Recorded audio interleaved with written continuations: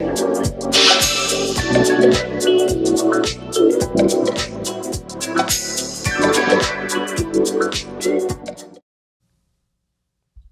and welcome to Bhagavad Gita, Chapter 2. This is going to be a truly exciting chapter. It is, in fact, one of my favorites because Chapter 2 talks about perhaps the most important thing in the Bhagavad Gita that most fascinates me, and that is the soul. That is the beginning of the wisdom that Krishna gives to Arjun. They're in the battlefield. The battle is about to start. Arjun doesn't want to fight. That's the background, right? As we talked about earlier. But now there comes a time where Krishna begins to speak because Arjun has said to him, I'm confused. I am a soul surrendered unto you. Please guide me. I don't know what to do. I don't know what is right. I don't know what is wrong. And in that mode of surrender, Arjun now becomes receptive to what Krishna has to say. And Krishna begins with the following most amazing words. So I want you to kind of really focus in and pay attention to what he's saying here, because some of the stuff that is going to come up about the qualities of the soul and the nature of who we are is absolutely phenomenal. So Bhagavan is the term that refers to Krishna, Bhagavan Sri Krishna. And it means, as some would say, the supreme being, right? Bhagavan, that's the meaning of the word. And Bhagavan means one who possesses all knowledge, all fame, all beauty, all strength, and all renunciation. So basically it means that person who knows everything, who is everywhere, right? And many people have tried to call themselves Bhagavan over the ages, but this is not true. They do not know everything. They are not present everywhere. And they certainly cannot claim to be all-powerful, to own everything in the universe, and so on. Bhagavan refers to the supreme being or God. So Bhagavan Sri Krishna is speaking the Bhagavad Gita, and in that he makes the following statements. He says to Arjun, while speaking learned words, you are mourning for what is not worthy of grief. Those who are wise lament neither for the living nor the dead. Wow. I mean, that is such a mind-blowing statement. Think about it. Those who are wise lament neither for the living nor the dead. We, on the other hand, lament for both the living and the dead. We call that compassion, we call it empathy, we call it caring, and we call it attachment. But Krishna is speaking about the wise. The wise are those who are truly self-realized. They are self-realized because they know something that the rest of the world doesn't know. They know that this body is a temporary vehicle or dress that we are in. They know that this body is not the real self. They know that this is just a phase we're going through. Our true identity is spiritual, that we come into this world and we must leave this world. It is the natural course of things, like winter and summer seasons, right? It will happen to all of us. So the key for any human being is to understand that and prepare for that and get to know the most important question, which is, who am I? And that question is what brings us to understanding the soul. So let's go on and see what Krishna has to say here. He goes on to the next verse and he says here,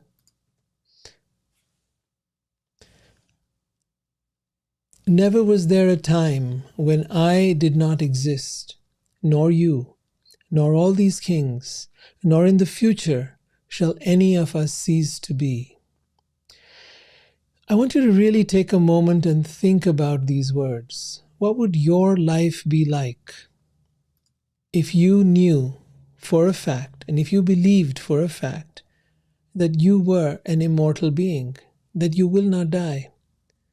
Never was there a time when I did not exist, Krishna says. Imagine that.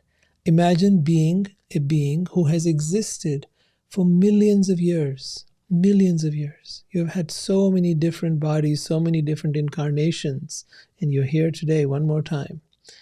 And you will continue unless you're able to break out of this cycle of birth and death. And that's the big challenge in front of us.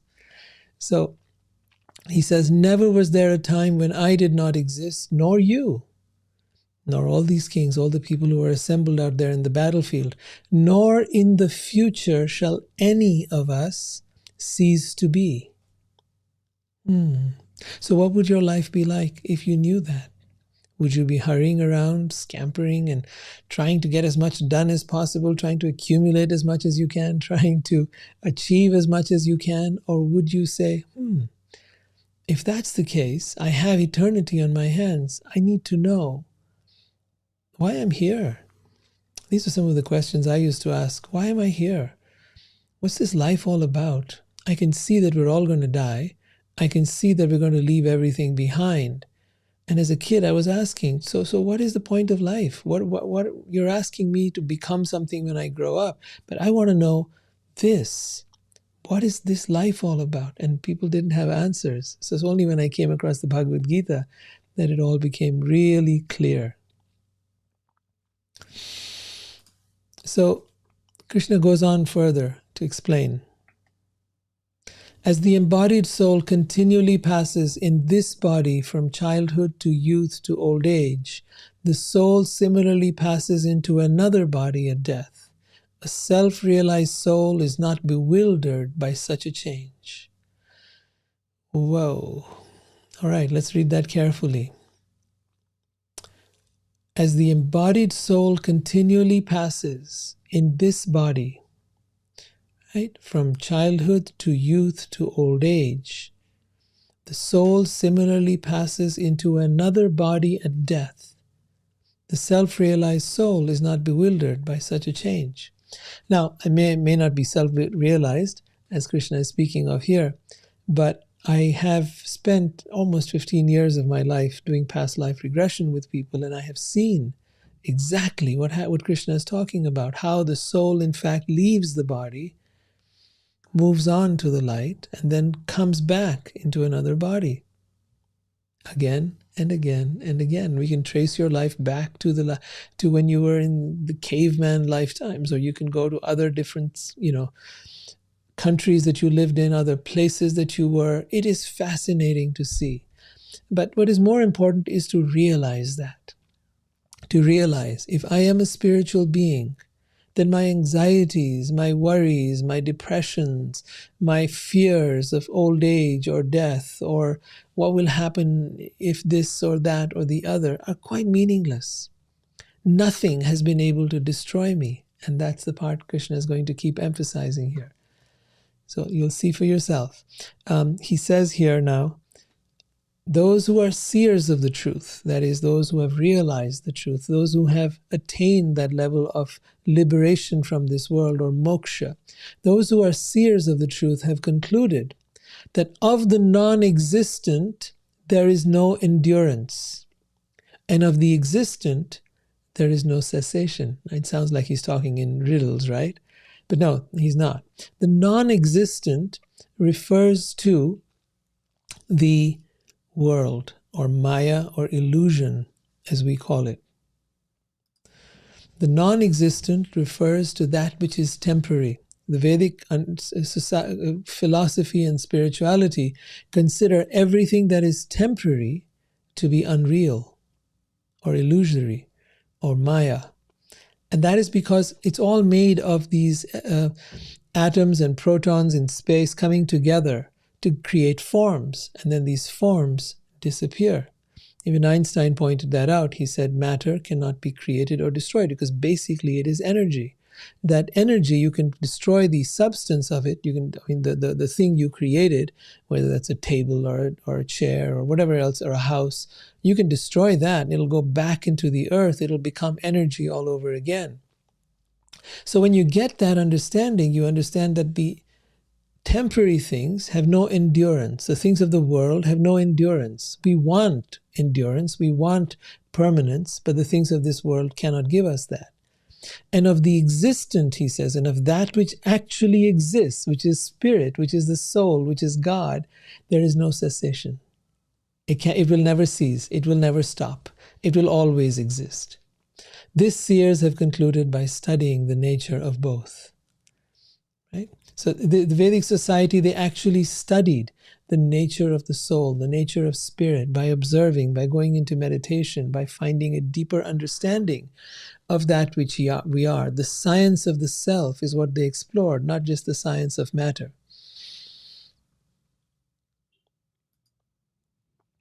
Then he goes on to say, that which pervades the entire body is indestructible. That which pervades the entire body refers to the soul. Its energy, its presence is felt throughout the entire body. In fact, we would not be able to, the body would not be able to move if it weren't for the presence of the soul. No one is able to destroy the imperishable soul. See, he says, no, that which pervades the entire body is indestructible. No one is able to destroy the imperishable.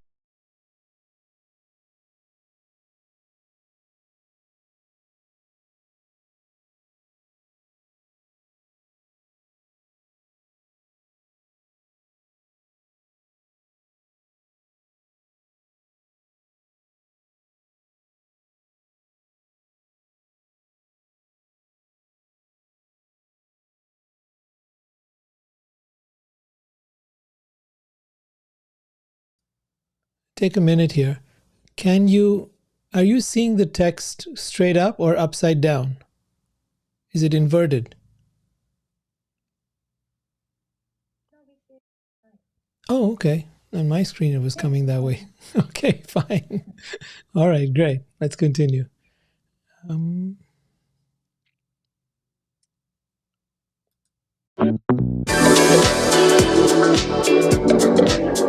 be. So what would your life be like if you knew that? Would you be hurrying around? Destroy the imperishable soul. So it's a phenomenal idea that our soul is imperishable. Imperishable. Nothing you do. If you have an accident, there's a nuclear bomb, nothing can kill the soul. Not fire, not water. He goes on to say that. I think we'll come to that part. But the point being that we are such powerful beings, and we do not know the beginning of our power. You see, because the ego is fragile, because the body is fragile, we're always afraid. We're always living in fear. We're always worried about what somebody said to us and what that means and what will happen if somebody leaves us and things like that. We're worried about if there is a famine or if there is, starvation or if there is a bomb or if there is a war, how are we going to survive? Right? Many people worry about these things and try to make all kinds of arrangements to be safe. And nothing wrong in being safe. We do have a body. It does need to be taken care of. We do have a mind. It does need to be handled. But at the core, once you get it, the soul is imperishable. It cannot be destroyed. That is the part to take home with you today and really, really get it. Krishna then continues. Only the material body of the indestructible, immeasurable, and eternal living entity is subject to destruction. So only the body dies, the soul never dies.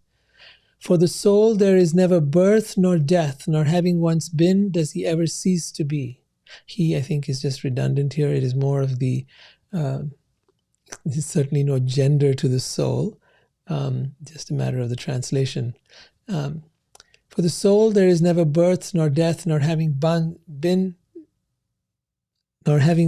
been, does it ever cease to be. It is unborn, eternal, ever-existing, undying, and primeval. It has existed from the beginning of time. It is not slain when the body is slain. So this is all part of Krishna's trying to let Arjun know that in this battlefield, yes, people will die. In this battlefield, all kinds of terrible things will happen. But there is eventually no one dies. Everyone lives forever. You will meet these people again. They will be back in your life. Right now, the Leela, the pastime, the need of the hour is to fight this battle, because these people are such that they have created havoc. They have created hell on earth. They have been, like you've seen with dictators like Hitler and with Mussolini and with so many of these people, they had to be removed. Stalin, they had to be removed. And it was only then that we could have peace. And the same thing keeps recurring from time to time when you start seeing either dictators or fanatics creating all kinds of havoc on the planet. It is then that the time comes they must be eliminated. And that's the war that was in it. It's called a war of dharma, right? A war of righteousness, to bring back peace to earth. So the Bhagavad Gita is there in that context, and it brings to us a very powerful message that we cannot abuse this earth or this world. This was not created by us. We cannot abuse it, nor can we harm others. If we do, there will be consequences. So then Krishna goes on to describe something very fascinating. He refers to the soul just as we talk about wearing new clothes. He talks about the soul. He says, as a person puts on new garments, giving up old ones, similarly, the soul accepts new material bodies, giving up the old and useless ones.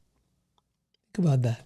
Just as you take off your clothes at night, and you put on your night clothes or whatever else, as you change from one outfit to another, the soul gives up an old and useless body, a body that is no longer functional. Maybe it's become sick, maybe it's in an accident, maybe it's somehow become too old and no longer functional.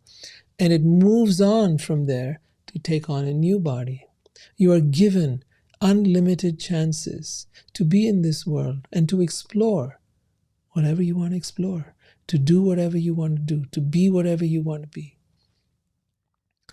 But even as you do all of that, the aim, the hope, the intention behind this world is that you will begin to seek that which you are and that which you came from, to discover, having all the options, having tried everything in the world, having tried to be rich and famous and having had everything in the world and enjoyed all the pleasures, to come back to the understanding of, who am I really?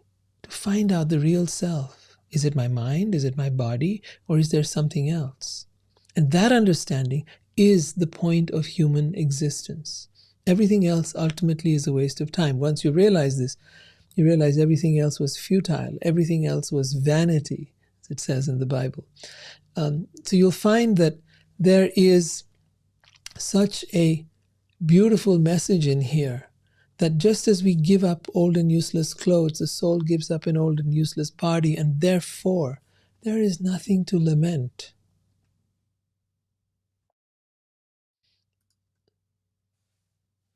The soul can never be cut to pieces by any weapon, nor burned by fire, nor moistened by water, nor withered by the wind. The individual soul is unbreakable and insoluble and can be neither burned nor dried.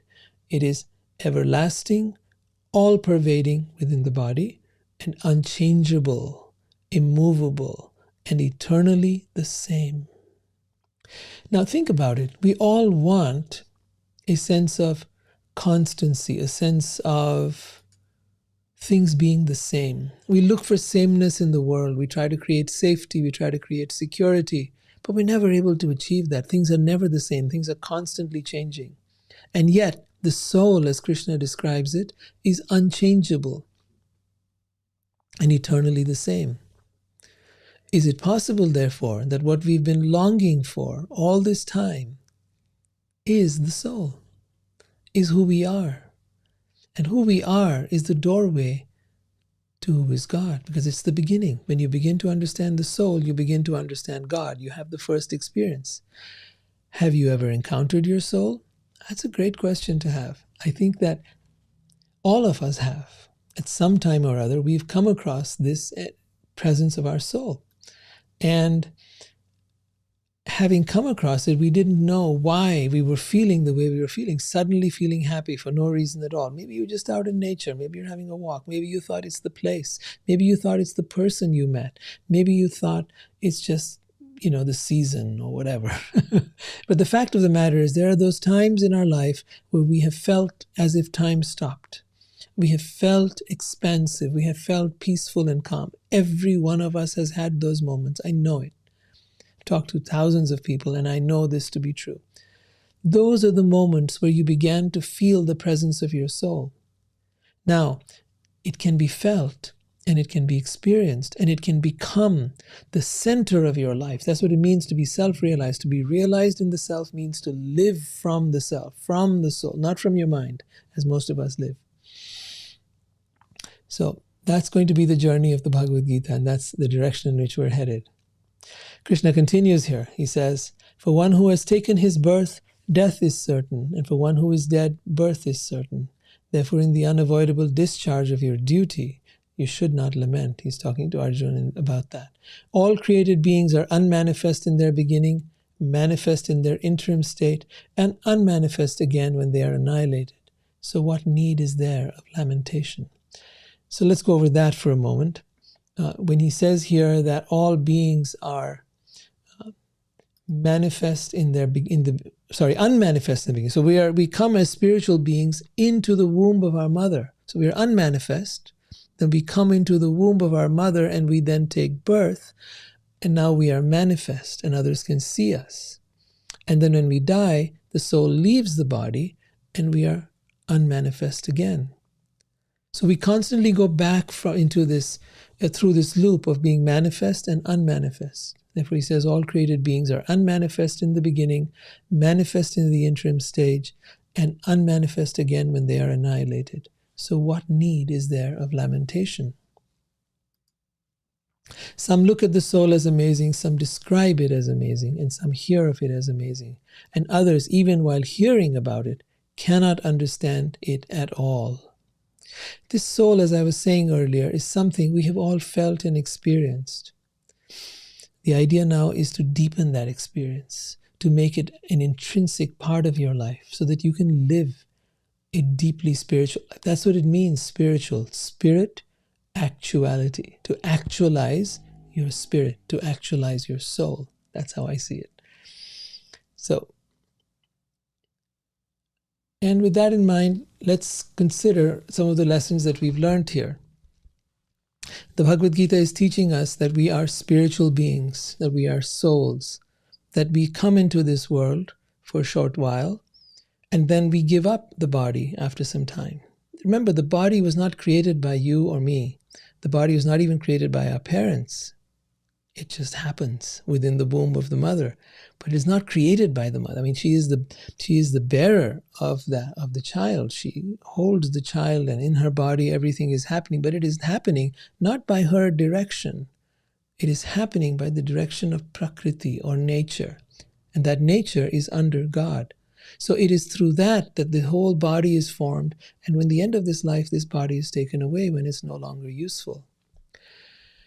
This knowledge has a lot of implications, and I would like you to really meditate on it, to really begin to think about, if I am a spiritual being, if I am a deathless being, can I begin the journey to overcome the greatest fear of all, and that is of death?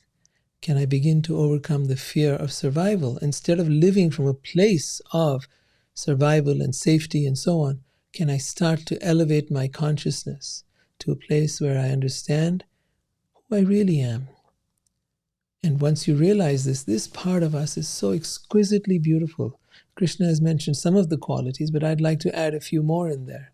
I would say that the soul, the first encounter we have with the soul, and if you like to do an experiment, you could just close your eyes, take a deep breath, and if you spend a few moments within yourself, you'll experience a feeling of peacefulness. That peacefulness is coming from your soul. Every time you go back there, take a deep breath, turn your attention inwards, you will experience peace. That is the first quality of the soul that you're coming in touch with. As you stay there longer, you'll notice it has other qualities. It is gentle, it is kind, it is loving, it is compassionate, naturally. It is unconditionally loving. It is eternally loving. It is not something that is just for a moment. It's not a fling. It's not a fly-by-night. It is always that. That's just how its nature is. Just like fire is hot, water is wet. The soul is eternal. It is full of bliss and it is full of wisdom. And beyond that, it has got so many other qualities. I'd love for you to spend time with that inner self of yours, to take time to really feel into it. And maybe in a journal, write down, what are the qualities of your soul? What do you feel and experience when you are in a state of no mind, when you are blank in your head and you're just feeling and experiencing that which lies within you? I'll see you in the next video. Take care. Hey, welcome back. Do you hear me?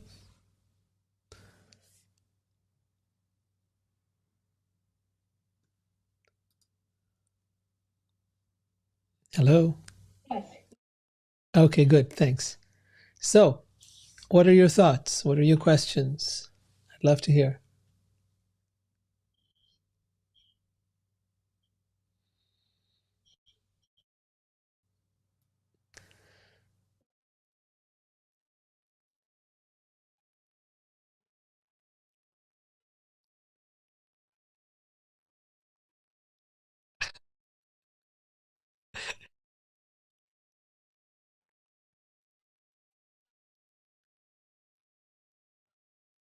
Yeah, yeah. Isn't that, it just brings you into a different place. In this world, I think, where we've been living with the idea that this is all we've got, and you've got one life is all you got, and then everyone's trying to make the most of that life. And therefore, there's very little peace when you're trying to be that way. But when you realize, hey, this is just one of my many lifetimes. Like, I've had millions of lifetimes. This is just one of them. And I need to take the time to enjoy the journey, to enjoy the experience, to learn the things that are coming my way. So I think, once we do that, we're really starting to take advantage of the human form of life. And taking advantage of the human form of life, there's one big blessing to that, is that when you take advantage of the human form of life, you are guaranteed to come back as a human being. Those who don't use the human life for spiritual growth, according to the Bhagavad Gita, then they go back into the other species of life. Because if you're not going to use it, you might as well lose it. Right? So it's a very simple understanding. And it talks about how eternal life is happening right here and now. People in other religions will talk about, I want eternal life. Oh no, eternal life is happening here and now. And this life that is happening here and now can be heaven and it can be hell. For one who is self-realized, for one who has learned to overcome their mind, it will be heaven. And for one who has failed to overcome their mind, it will be hell. And this training is unfortunately not given to us. But this is where it begins. With the Bhagavad Gita, it really lays the foundation. And then, of course, is your practice of meditation. Then begins your practice of so many different things that are talked about out here that allow you to now get into that flow of life. Thanks, Swati. Does anyone else have a question?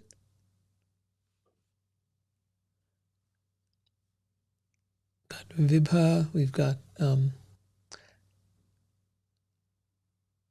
Juhi, did you have any questions that you'd like to ask? You'd have to unmute yourself and turn on the video. Uh-huh. What is that? Now, yeah, just turn on the videos while you're talking.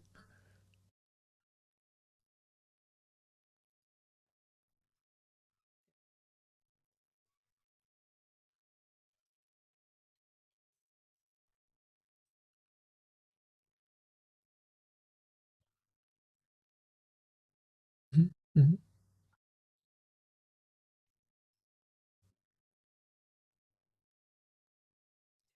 Exactly.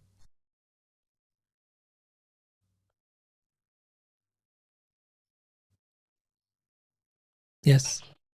Yes.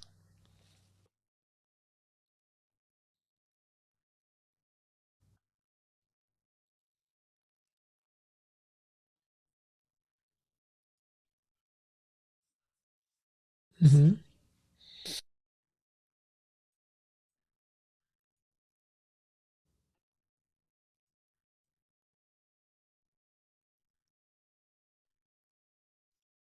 Yeah. So let's talk about fear. That's such an important topic you're bringing up. The very fact that we are eternal beings brings us to a place where we can start looking at things differently. It doesn't end the journey, it begins the journey, right? So, what does that mean? Um, the fact that we are eternal beings means that we have got time. We are not in a world that is going to crush us, is not going to destroy us. We're not, this is not the only chance we have. If we mess up, we live in a compassionate universe. That's the first thing to understand. This is not a heaven or hell universe. This is not a place where if you mess up, you're damned and now that's it. No, this is a compassionate universe. Even the worst of human beings or people or whatever get repeated chances to reform themselves. Then, when it comes to fear, real fear is actually, like you said, it is embodied within us. It is something that is in our mind, it is in our body, because our mind and body are fragile and they can and will be destroyed in time. So, we are certainly worried about that, right? We are, um, let me get back over here. Yeah, we are worried about that because we have this part of us, the human part of us, is certainly um, got every reason to be fearful, right? Something could kill this body, this mind could be attacked by something. You could have someone insult you, could have someone say something abusive to you, and now suddenly you're feeling all hurt and angry and upset, and yeah, so therefore we live in fear. What starts to happen is this: when you shift your perspective, see, the first thing is you think of yourself as your body or as your mind or both. And when you live from that place, the world is fearful. When you shift the perspective and you say, okay, I have a body, I have a mind, right?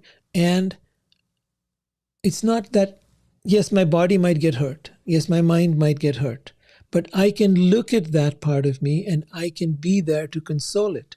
In other words, it's like having an elder brother or a mommy or a daddy or someone living with you. It's like having someone very powerful living with you while you're still this fragile being.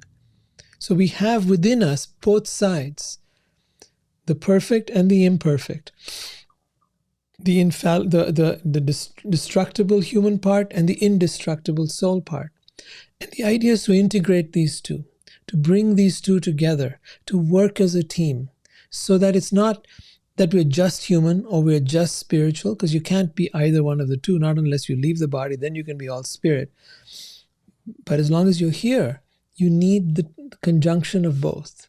And that is the most important part. Actually, the Bhagavad Gita is not so much about giving up the world, but is learning how to live in the world, but not be affected by the world, to not let it get to you, to not be, primarily not to not be living in fear. I think that is one of the biggest life lessons that we can get. Fear is what actually destroys everything. It's what leads to conflicts. It's what leads to arguments. We think, oh, we're trying to be righteous, but actually we're being fearful. If you're not fearful of someone trying to, let's say, silence your voice, if you're not fearful of someone trying to overpower you, then you wouldn't matter. You want to say something, say something. You're not fearful about your ego getting crushed. You don't care then. If someone abuses you or says something to you, yeah, it's their stuff. They don't know who I am. They never met me. They've never come across the real me. So, right? Thanks for asking. That was a great question.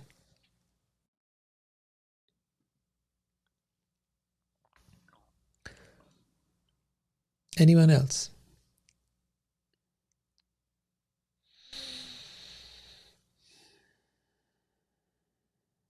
Craig? Vibha? What do you think of the soul? What are your conceptions? What have you learned? What have you experienced more than that? Have any of you had an experience of your soul? A moment where time stopped? A moment where you felt, there was just nothing mattered, nothing bothered you. Do you ever have a moment like that?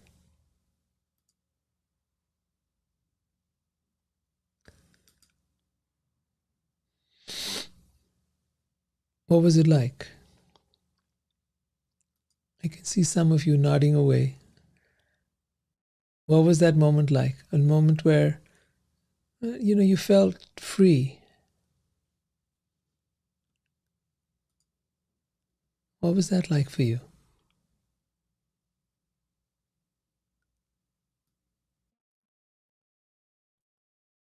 Mm-hmm.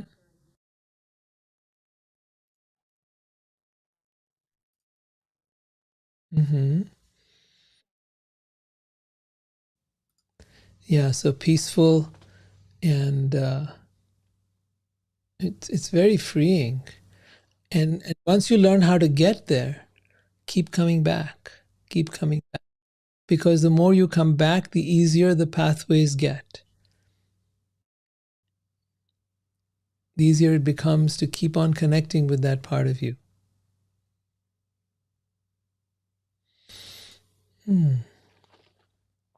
The more you keep on connecting with yourself, the more you'll find that it becomes easier and easier and easier. It's just amazing to do that. Now, many of you might think, oh, I've never really gone there. But think of the time where I'll give you so many examples. When you're in nature, okay? Think of the time you kiss someone, maybe the first time. Think of the time where you just, suddenly stepped out in the day and you just took a deep breath and everything just felt right with the world. Maybe 99% of the time it doesn't. Maybe 99.9% of the time it doesn't. But there might be those 0.1% of times where it did. And ask yourself, what were you doing at that time? Where were you? What were you doing? Do you know?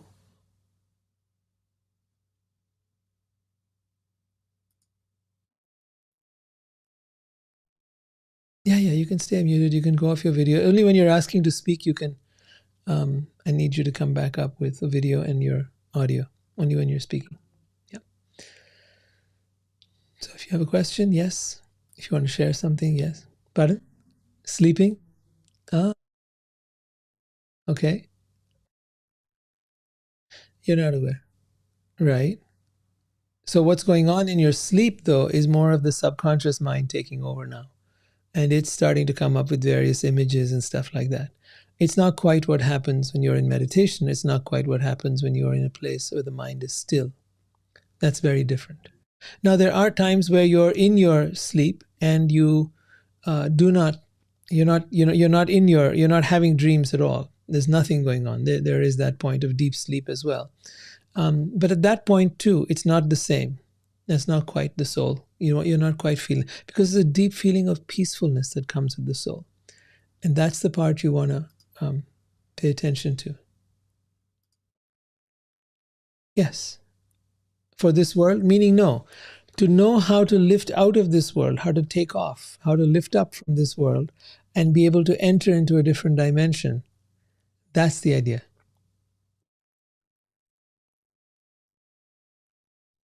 Not really, no. You could no. Some people have experiences of lifting up above, yes.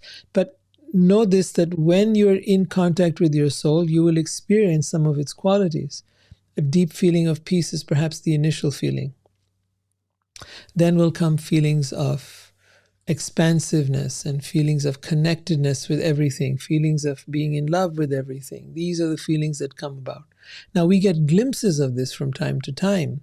Sometimes you fall in love with someone, and that's the first time you get that glimpse. But the point being that it doesn't have to be limited to that. It can be at once you train yourself, you can go there at will. You can feel in love all the time, no matter what, whether you have somebody in your life or not. It doesn't matter. Yes, that wonderful feeling comes by connecting with your soul, by learning how to see the world through those eyes. What has happened when you fall in love with, suddenly all your criteria are met. You think you've met the perfect person, at least in those initial stages. And at that point, your mind just goes peaceful, because now it's like, oh, I've arrived. I'm good, right? This is it. And it quiets down. In that quieting down, you begin to feel very peaceful. It's like you feel the sense of being connected to everything. You feel like you're in love with everything. You feel the presence of something beautiful everywhere. Everything looks beautiful to you. That is because you've connected with your soul. Then comes so we say soulmate, it's a wrong idea. You connect with another person, and now their stuff comes in, their mind comes in, their ego comes in, their issues come in. They bring their entire lifetime's baggage with them, and suddenly we go, oh my God, what have I suddenly done? What have I got into? Right? So that's suddenly the whole picture changes.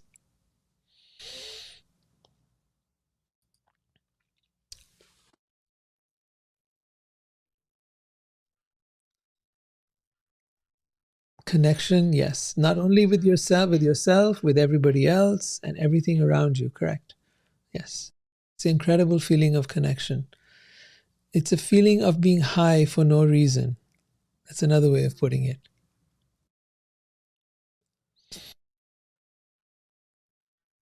Yes, it's a practice through meditation, exactly.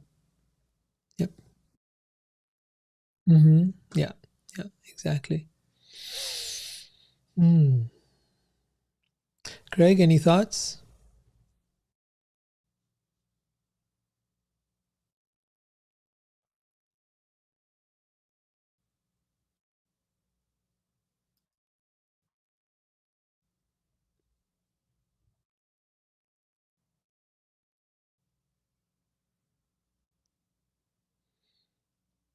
Hey, there, or was there a problem?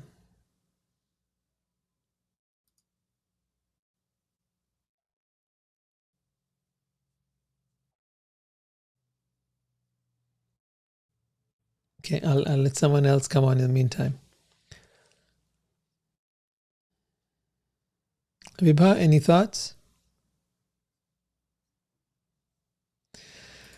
Okay. So just so you know, we're continuing. We finished the, okay, Craig's mic is not working. All right.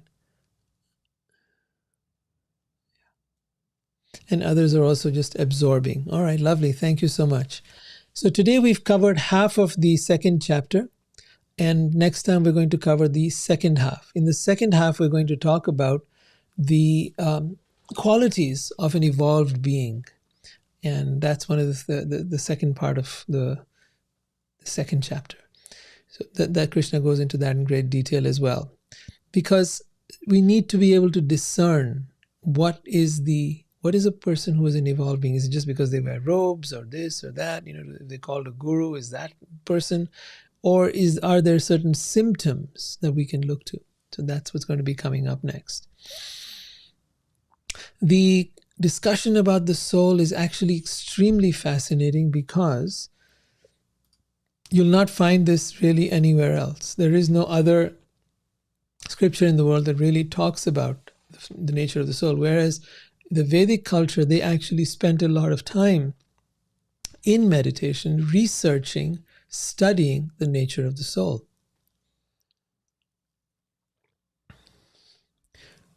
We're unfortunately in this world so preoccupied with the outer world, so preoccupied with our thoughts, so preoccupied with our emotions, that we don't stop to look at who is the one that is having the thoughts, who is the one that is having the emotions, who is the one that is observing this world, who is behind the scenes.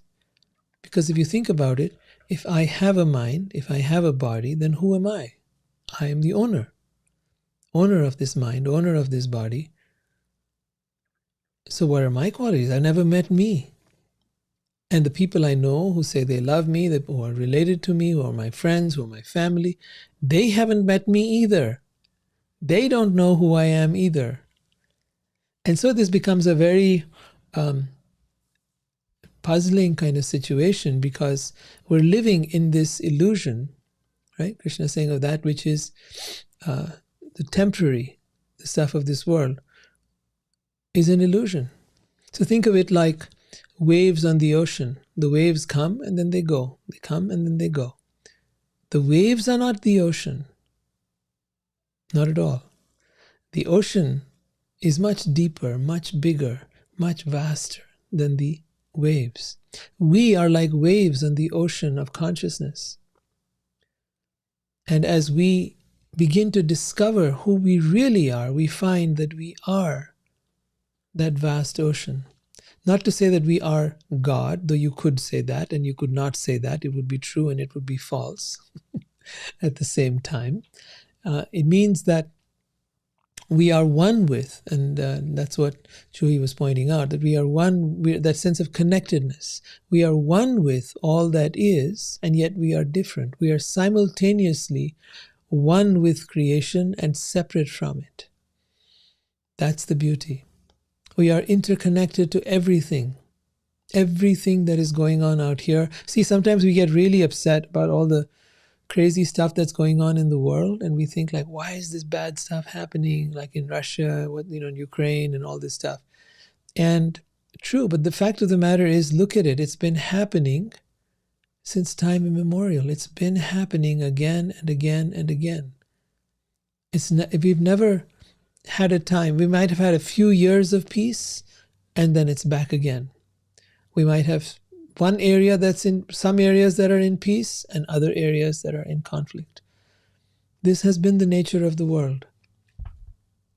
So unless we understand something beyond this world, we don't have perspective, we don't have distance, we don't have a way to look at this world other than as victims of it, other than as helpless creatures stuck over here, and therefore fear.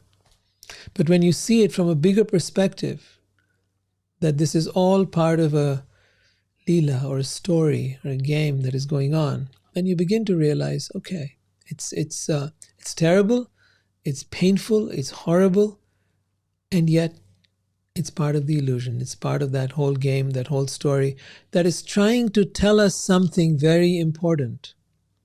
That something is, wake up, wake up. Wake up from this dream that you're in, this life that you take to be so real. Wake up and try to find the real self. Try to find where you came from. What is your origin? What is the source of everything? Try to get to that place. And then nothing of this world will bother you. Then you will be free.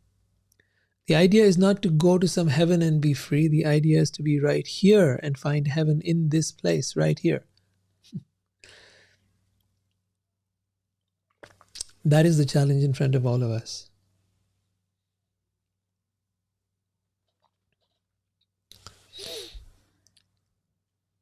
See, Krishna says here in this one, the last verse we read, he says, others, even after hearing about it, cannot understand it at all. There is a reason why they're not able to understand it, because in fact, indeed, you cannot understand the soul. No matter how much you try to apply your intelligence and your intellect, no matter how brilliant and why and whatever you might be, you still cannot understand the soul. The soul is beyond the understanding of the mind. It must be experienced. It must be felt. It must be known in a whole different way. That cannot be done using the normal instruments of perception that you've been using all along. It's a different journey altogether. It's an inner journey in which you experience this inner world. And in that inner world now you're able to really understand, oh, this is beautiful inside here. Oh, this is so exquisitely delightful. I want to keep coming back here more and more and more.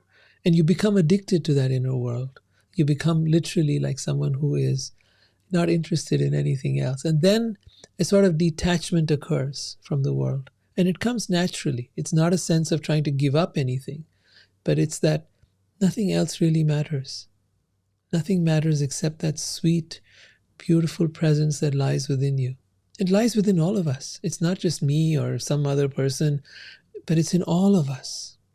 And all of us have access. But to get there, you have to quiet this. You have to quiet the mind. It's not possible to get there without that. So that is it's like in the story of, let's see, what does he call it? The hero's journey, right? Joseph Conrad, he talks about the hero going to this cave, and the cave is guarded by these dragons, and the dragons, the hero has to learn how to slay the dragons, and only then can he enter the cave and find the treasure. So similarly, we have to slay the dragons of our mind, the voices, the critical, stuff that goes on in our head. And only when we're able to stop that, we're able to shut it down, then we're able to enter into the inner recesses of this cave, our inner being, and discover who we really are. But it begins with just learning to observe your thoughts. Even if you just observe them and label them, just label them as, let's say, thinking, even that much. Oh, thinking. Another thought comes by, thinking. It could be a thinking angry thought, or it could be, kind thought. I don't know, just thinking. The more you realize you're thinking, the more you snap out of the illusion of your mind, or the control, of your mind. You're able to snap out of it because now you are watching it. And when you are watching it, you're no longer in it. You have now come outside and you're watching what it's doing, like you're watching people walking by on the street. So you sit in a cafe and you're watching people walking by on the street, and you notice someone's with a baby and someone's with a partner and someone is busy going off to the office. You're just watching different people going by, right? Ever done that? People watching? It can be fun. And the same way, you can watch your thoughts going by. And to each of them, you give it a little tag. And as you tag them now, you've become the observer. You're no longer in it. You have stepped out of it. And later on, at some point, turn the camera back on yourself. The camera of your mind, I mean. The camera of your awareness, I don't mean your mind. Your awareness back onto yourself and notice who's watching. That's the beginning of a very fascinating journey. That's where you begin to get in touch with your soul. And then you begin to study the qualities of the soul and its nature.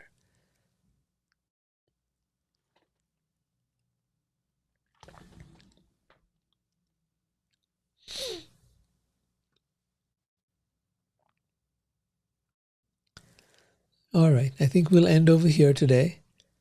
And unless if somebody does have a last question before we end, anyone? There's no hurry. If you've got something on your mind, let's talk about it. Mm-hmm.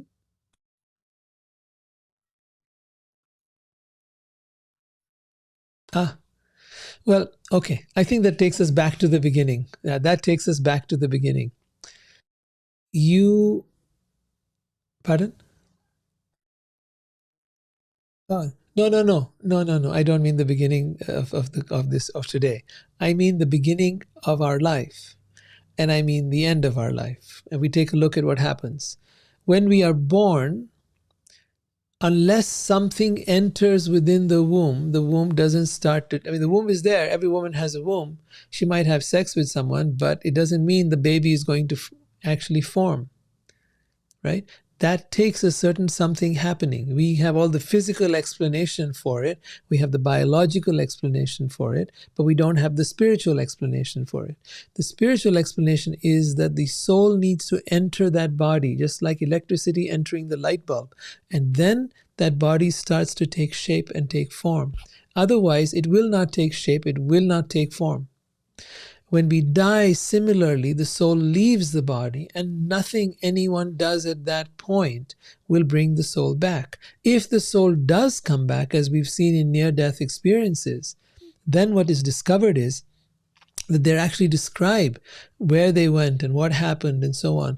It's happened thousands of times in hospitals, and doctors have heard the stories. Some of them have actually taken the trouble to note them down, like Raymond Moody did a series of experiments back in the 70s. And there's a book by Raymond Moody about near-death experience studies that he did. But many doctors take it to be just something they're making up. Now people have come up with theories about how it's just chemicals in the brain firing off and stuff like that. But the reality is every single person is having this experience. And not only that, when we regress them in regression, we see the same experience happening as well.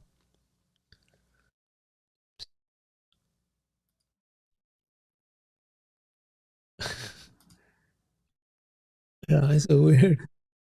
I've just gone pause altogether. I have no idea what happened here. Okay. Okay, let's see. We've got something running here. And okay. So, yeah, I'm not sure why the camera froze there, but something happened. um, so we think about what our life is. You know, what makes this body move and what makes it stop moving. And it's then that we realize the soul is energy, just like electricity entering a light bulb, just like gasoline in a car. It is energy that makes this body move. Otherwise, it would not move. Right? It would just drop dead. So that's the difference between a living body and a dead body, is the presence of the soul. And one might argue, well, I don't know, this, that, but then tell me, what makes the organs, everything is there in the dead body. The person, let's say, just died, right? And they're declared dead because their heart stopped pumping. Okay, what made the heart stop pumping and why was it pumping earlier? Like nobody's got that answer. Until you have that answer, unless you can actually make it pump without that life force and you can make it pump indefinitely, then this remains the most solid explanation. And again, consider another thing. There is, because these ideas come from people who actually don't believe there is either a soul or that there is a God or there is any intelligence behind the universe. The reality is that the universe could not exist without intelligence. If you look at all the species, from the dogs to the monkeys to the cats, the humans, all of them, they all have very similar systems. They have lungs through which they breathe. They have reproductive organs. They have brains of different sizes. They have eyes, different capabilities, nostrils of different capabilities, but they all have these things. It's almost as if, I mean, if this was all random chance, we would see random things. Some would have no lungs. Some would have, some would have somehow made it some other way. But there's clearly a common force or common intelligence that has created everything that is out here. It could not be with such a lot of similarity otherwise. Or you tell me there's a whole bunch of other people, out there creating, like you have one kind of car and you have 20 car makers. Okay, maybe there's a bunch of other people making stuff, different kinds of bodies, different species of humans even. But there has to be some intelligence. Things don't come by accident. The nothing. If I pick up my iPhone, this didn't happen by accident. This was not the product of a big bang. This was the product of a bunch of people, thousands of people, in fact, with a lot of intelligence, putting together this product. So it's very important to understand that this is not a chance thing. It is very, very deliberate. Our human existence, the world that we live in, the planet, they're all part of a very deliberate a program, and which is why we're here. So it's important for us to find out, why am I here? Why did I get here? What's the point of all of this? So, anyways, lots to think about.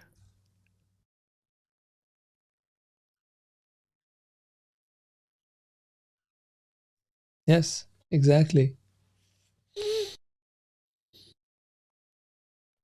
You're welcome. We'll end.